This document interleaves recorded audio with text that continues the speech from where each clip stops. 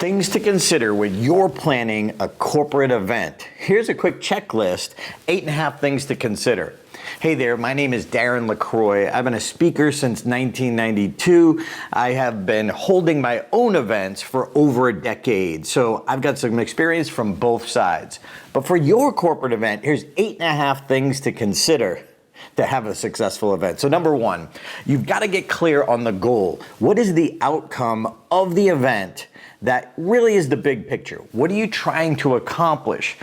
You may have to check in with your boss or a committee or see exactly what it is, but you've got to get clear and specific on what's the outcome they're looking for. Number two, what will you be graded on? If you're the event planner, what are they going to hold you to? Is it the feedback forms? That's how they're going to grade you. Is it the feedback? Is it the feeling? You need to know how you're going to be graded. I mean, if you were taking a test, you want to know what's the test about? What are you going to be graded on? So when you're the event planner, unfortunately, there are so many people involved, so many people can mess it up, but you are responsible. So you need to know and get clear on what they will be grading you on. Number three, your budget. This is a big one, and if you're an event planner for a large company, you have a large budget, you still got to be careful. What part of the budget is for each part of the event? For the venue, for the location, for the giveaways.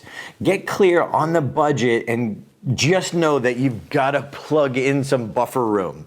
If you don't have buffer room, you're going to get so far down the road and come to a spot where you're like, oh my gosh, and you're going to have to go back and cut other budgets. So have a percentage, maybe 20%, that is for unexpecteds, and you'll feel so much better through the process, and you won't get shocked and surprised too much along the way. Next, your location. Get clear on your location. Talk to other people who've used that location or the people at the location. Ask them, what are the good things about it? What are some of the challenges with that specific location? There's always going to be something. You've got to take the time, do the site walk.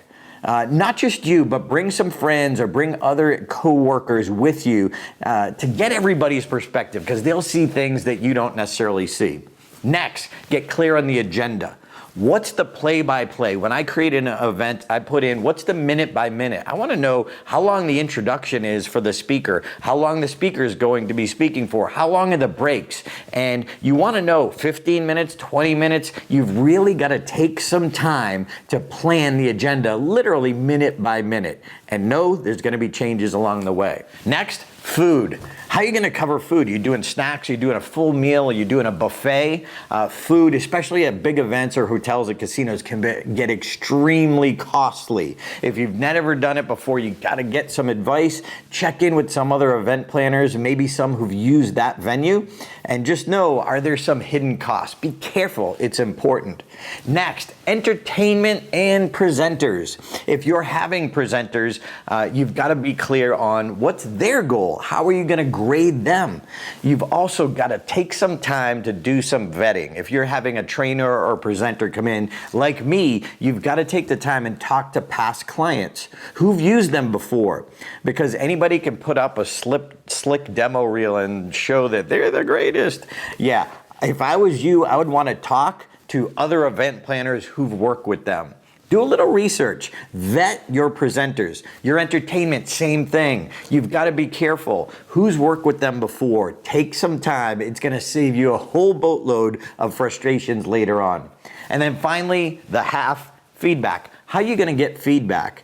Are you going to send out a survey monkey after? Are people going to write out feedback forms? But you need to get feedback on the event, and maybe that's something you need to show your supervisors or bosses, and just be careful. Feedback is a tricky thing. You've got to be careful on the questions, and you're always going to have that 1%. Make no mistake, there's going to be 1% that finds something wrong with everything. So be careful, go down the checklist, create your own and expand it, but here's 8.5 things. I hope these are helpful for when you're setting up your corporate event. Have fun. Remember, you have an awesome responsibility. The event lies on your shoulders. Put together a great team and have fun.